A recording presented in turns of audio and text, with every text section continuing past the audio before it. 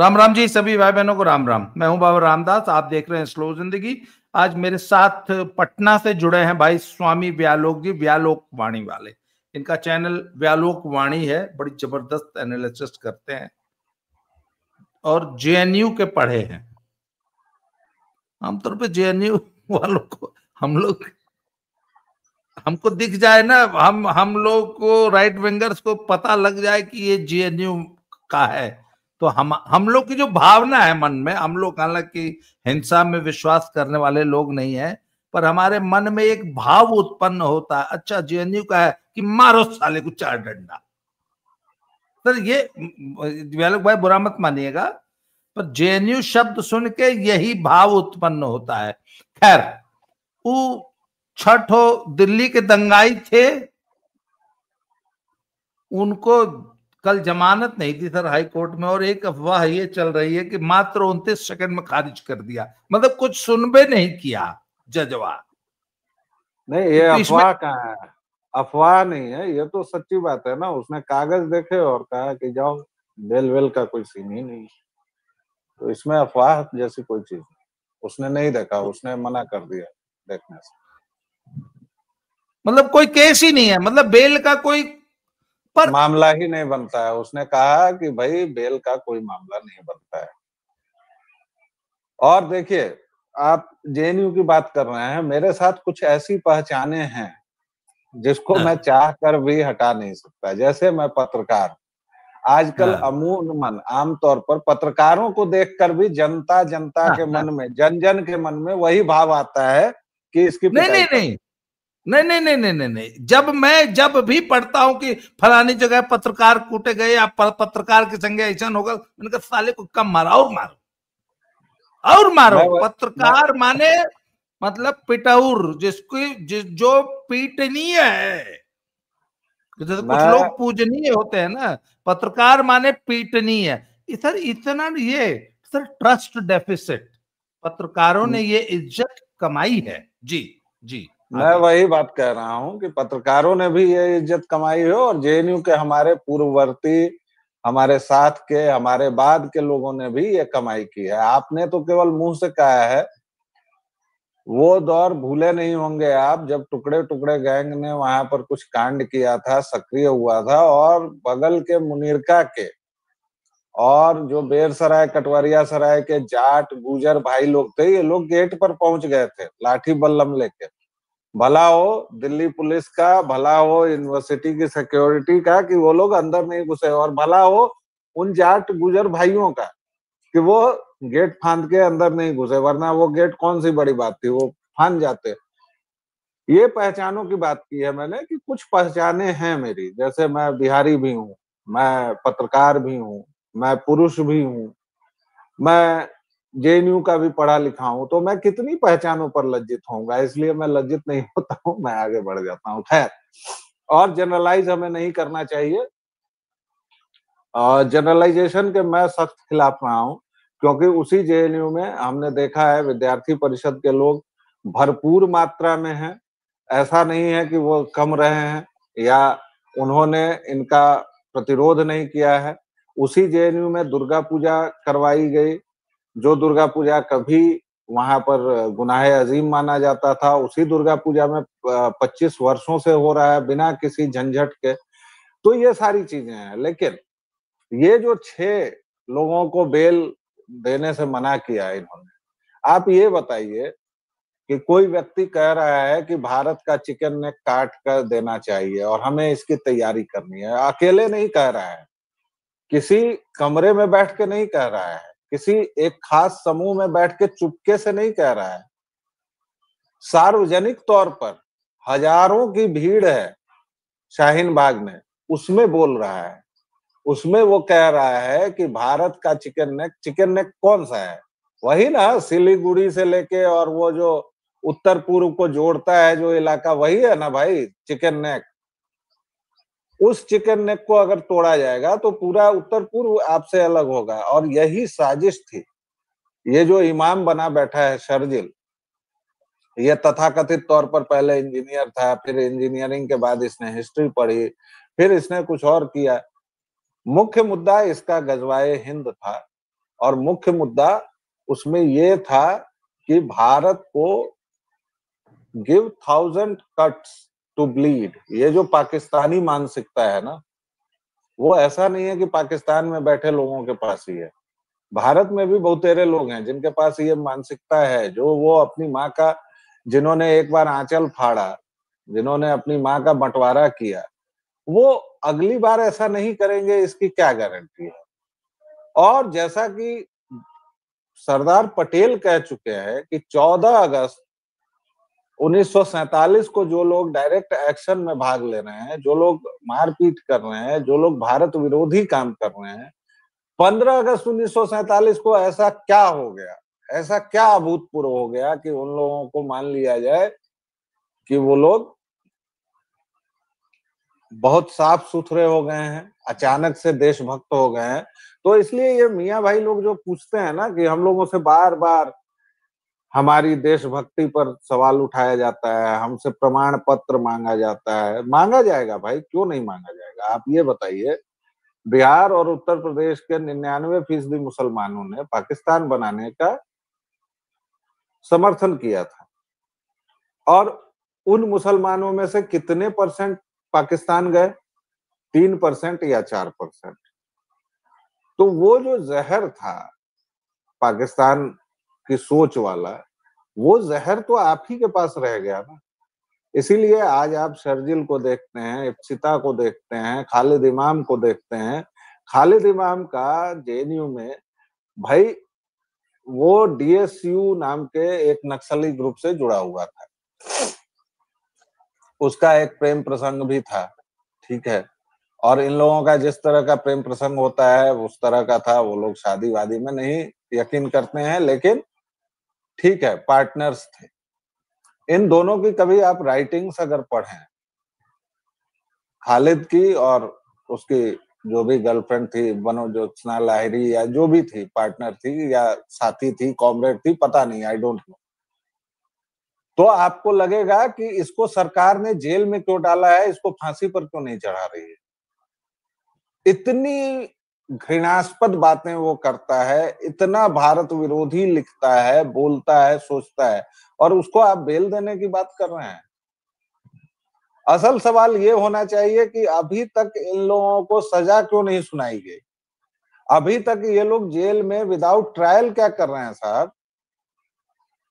और हाईकोर्ट के फैसले पर बहुत उछलने की जरूरत नहीं है।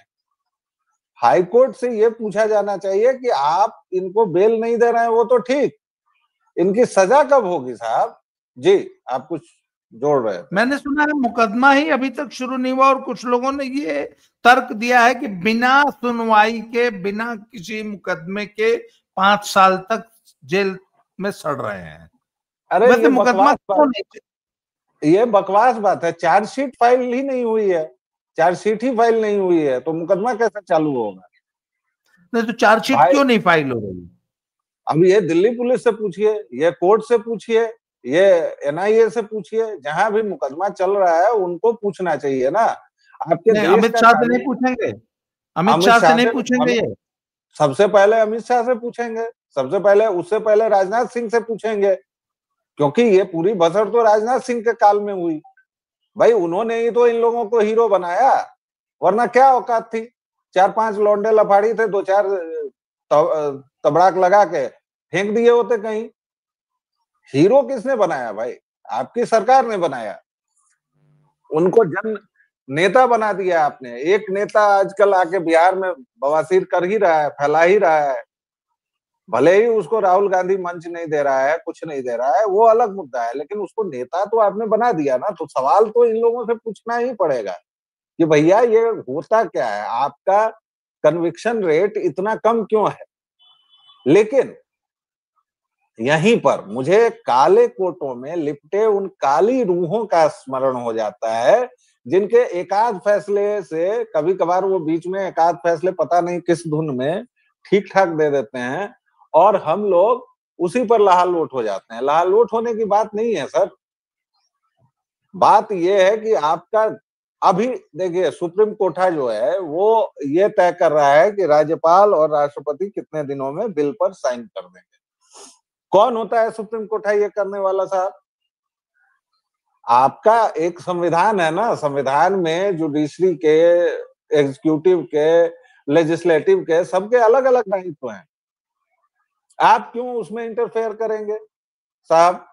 लेकिन ये लोग इंटरफेयर तो कर रहे हैं और लगातार कर रहे हैं। ये पूछ रहे हैं कि अगर असीमित समय तक ना दे, अरे भैया तुम्हारे 80,000 मामलों का क्या हुआ? तुम असीमित समय तक, आपने जो ये बात कही उमर खालिद, और इस पर जो चर्चा हो रही है कि 5 साल, अभी जस्ट इसके पहले 18 साल तक अंडर ट्रायल रहने के बाद और अंत में कोर्ट ने कहा कि ठीक है, ये लोग निर्दोष है, मुक्त कर दिया जाए। महाराष्ट्र की घटना है, और महाराष्ट्र हो रही है साहब। कर्नल पुरोहित, साध्वी प्रज्ञा, इन लोगों को कितने साल रखा गया जेल में विदाउट ट्रायल? इन लोगों के साथ क्या क्या हुआ? जबकि वहां तो सरकार एक चीज स्थापित कर रही थी सीधे तौर पर कि हिंदू आतंकवाद, जो चीज है ही नहीं। यहाँ तो सरकार कुछ स्थापित नहीं कर रही है ना भाई। शर्जील इमाम का वीडियो मौजूद है, खालिद शेख या जो भी है उसका वीडियो मौजूद है। खालिद का पूरा इतिहास आप देखिए, उसका बाप वही है भाई, सिमी का था। जब सिमी बैन हुआ तो उसने एक अलग संस्था बनाई। ये पूरा खानदान ही है देशद्रोहियों का। अब आप इस बात को जोड़ दें अगर, तो भाई कश्मीर में 25 किताबों को बैन किया गया है, तो फिर आप कहेंगे कि वो बैन करना गलत है? आप कहेंगे कि खालिद को दे दीजिए बेल, ताकि वो बेल पर बाहर आके फिर से कहे कि चिकन नेक काटो, फिर से वो अपने हम मजहबों को फिर से बहलाए फुसलाए? जी। शर्जील इमाम ने लेक्चर दिया कि हम लोगों को उठ के चिकन नेक को ब्लॉक कर देना चाहिए, 7 सिस्टर्स को, 7 नॉर्थ ईस्टर्न स्टेट्स को भारत से काट देना चाहिए, हमारे अंदर एक क्षमता है। उस आरोप में वो पिछले 5 साल से जेल में बंद है, बेल नहीं मिली। सोशल मीडिया के हैंडल्स पिछले 1 महीने से लगातार ऐसी एआई जनरेटेड वीडियो चला रहे हैं जिसमें जनता मोदी को दौड़ा के दिल्ली की सड़कों पे दौड़ा के मार रही है। दिल्ली की जनता इलेक्शन कमिश्नर को सड़कों पे दौड़ा रही है। ऐसे एआई जनरेटेड वीडियोस चल रहे हैं। क्या ये पर्याप्त नहीं है उठा के जेल में ठूंस देने के लिए कि तुम जनता को जो है एनार्की के लिए, गृह युद्ध के लिए, विद्रोह के लिए, या देश को ढाका बनाने के लिए दिल्ली को, लोगों को भड़का रहे हो? इस पे एक्शन होना चाहिए कि नहीं होना चाहिए? कौन कहेगा कि इस पर एक्शन नहीं होना चाहिए? कोई मूर्ख कहेगा या कोई जिसको देश से प्यार नहीं है वो क्यों नहीं? अच्छा, एक तरफ सरकार कहती है कि नहीं, दिल्ली को ढाका बनाने की साजिशें चल रही हैं, और जो लोग सरेआम कर रहे हैं, सोशल मीडिया पे कर रहे हैं। मैं आपको ऐसी 100 वीडियोस दिखा दूंगा, कांग्रेसी हैंडल्स पे ये वीडियोस चल रहे हैं। किस दिन का इंतजार कर रहे हैं गृह मंत्रालय? आपको दिखाने की जरूरत नहीं है, वो सब देखा हुआ है। और वही सवाल इनसे बार बार पूछा जाना चाहिए। लोग पूछ भी रहे हैं कि भैया तुम कौन सी भांग खा के सोए पड़े हो, कौन सा अफीम का अंटा लगा लिया है तुमने, कि तुमको समझ कि तुमको समझ में ही नहीं आ रहा है। इतना ही नहीं भाई, अभी पीएम की मां को खुलेआम मंच से गाली दी गई है। शर्जील इमाम पर भी आरोप नहीं है, उसने खुलेआम कहा है। खालिद ने भी खुलेआम कहा है, गजवाए हिंद इन लोगों का सपना है। ये लोग अपनी तथाकथित बौद्धिकता की आड़ में जो छुपते हैं ना, कि हमने जेएनयू से पढ़ाई कर ली, हमने इससे पढ़ाई कर ली, थोड़े अंग्रेजी के शब्द, थोड़ा सा लीपा पोती, ये चलेगा नहीं सर। और सरकार कमजोर है या सरकार की क्या सोच है मुझे नहीं पता, मुझे तो लगता है कमजोर ही है। क्योंकि अगर आप इन लोगों पर, इन तत्वों पर ये नहीं कर रहे हैं तो बाहर आप कितना भी डंका बजा, अगर गृह युद्ध होगा तो फिर कैसे संभालेंगे? क्योंकि दूसरे पक्ष की तो कोई तैयारी ही नहीं है। दूसरे पक्ष यानी राष्ट्रवादियों की, हिंदुओं की, उनकी तो कोई तैयारी नहीं है, और वो तो हमेशा तैयार रहते हैं 1947 में भी थे, 1990 में भी थे, अभी भी हैं और उसके पहले भी थे। 800 वर्षों से उनका यही काम है, लूट-पाट, मार-पीट, लूटना-खसोटना। तो आपकी क्या तैयारी है? ये देखना पड़ेगा और उस हिसाब से शर्जील और बाकी चीज़ों को, उनके मामले को समझना पड़ेगा। जी। नहीं, हमारी तैयारी तो हमें तो कोई लूटपाट, हमें तो कोई सड़क पे अराजकता करनी नहीं है, हमें तो देश की रक्षा करनी है। हमारी तैयारी तो अपनी आत्मरक्षा और देश की रक्षा की है जो भी है या करनी चाहिए हमें। हमें हमें सड़क पे उतर के कोई उत्पात नहीं करना है, हमें तो सिर्फ आत्मरक्षा और राष्ट्र की रक्षा करनी है। और उसके लिए हमारा अपना एक मैकेनिज्म है। हम लोग को लगता है कि नहीं, वो काम सरकार बखूबी कर रही है, पर सरकार ऐसे लोगों को जो सरेआम सड़क पे उतरने का और दिल्ली को ढाका बनाने का आह्वान कर रहे हैं, सरकार उनके खिलाफ अभी तक कोई एक्शन लेती हुई दिखाई नहीं दे रही है। मुझे सिर्फ ये एक समस्या है। तो अच्छा, अब आप ये बताइए कि 5 साल हो गया, अभी तक आप कह रहे हैं कि चार्जशीट तक फाइल नहीं हुई, तो क्या आपको लगता है कि हाईकोर्ट ने तो मान लीजिए बेल देने से मना कर दिया, कहीं मिलॉर्ड बड़के जो है वो उठ के एक दिन दे देंगे तो? दे भी सकते हैं, उनका तो कोई ठिकाना नहीं है ना। सुप्रीम कोर्ट तो इस तरह के अनर्गल निर्णय देता ही रहा है, पूरी एक कड़ी है। तो अभी तक ये सुप्रीम कोर्ट क्यों नहीं जा रहा है, मुझे तो ये समझ में नहीं आ रहा है कि भाई 5 साल हो गए, इनके पास कपिल सिब्बल एक पुकार पर आ जाता है, अभिषेक मनु सिंघवी आ जाता है। देखिए, न्यायालयों के बारे में बात करते हुए ना, कोर्टों के बारे में बात करते हुए मुझे बहुत घिन सी लगती है।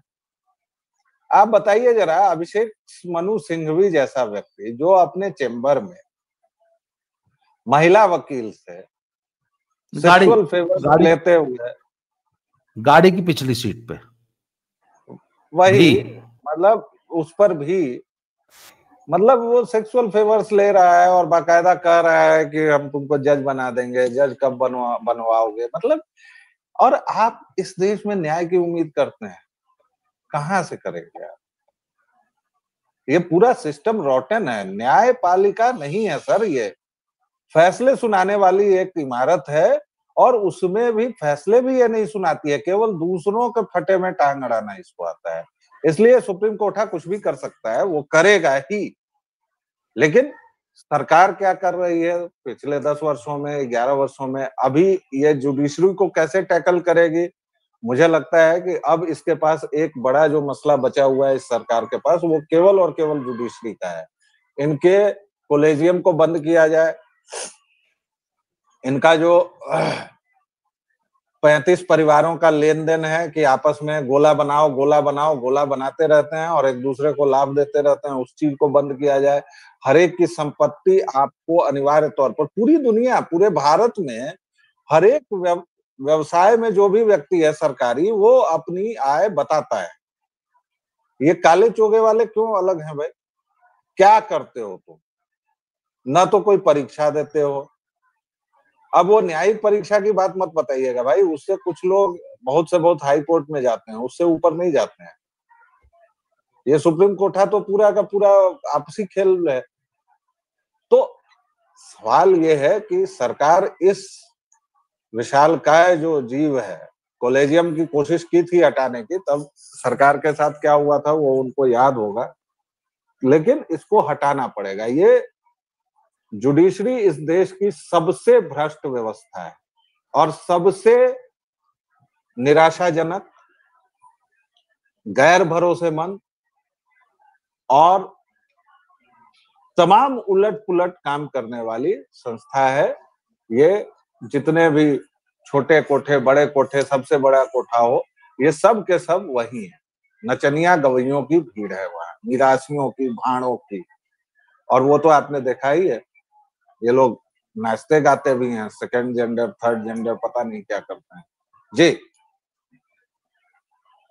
सर, ये देखिए, मेरा तो ये मानना है कि भारत में जितने रिफॉर्म्स की दरकार थी, उसमें जो सबसे इंपॉर्टेंट रिफॉर्म था वो जुडिशियल रिफॉर्म था। उसपे मैं ये मानता हूं कि अब कारण जो भी रहे हो, मोदी सरकार पूरी तरह फेल रही है। और अगले इस तीसरे कार्यकाल के बाकी बचे समय में भी मोदी इनका कुछ कर पाएंगे, मुझे बिल्कुल कहीं से कोई आशा नहीं दिखाई देती है, और ये बहुत ही निराशाजनक स्थिति है। खैर, अभी फिलहाल हाई कोर्ट ने जो फैसला किया है बेल न देने का, उसका मैं स्वागत करता हूं। अब देखते हैं कि सुप्रीम कोर्ट कैसे इसको लेता है। सर, आपने समय दिया इसके लिए बहुत बहुत आभार, धन्यवाद। दोबारा मिलते हैं किसी नए टॉपिक पे, तब तक के लिए जय श्री राम, हर हर महादेव। जय श्री राम, जय श्री राम।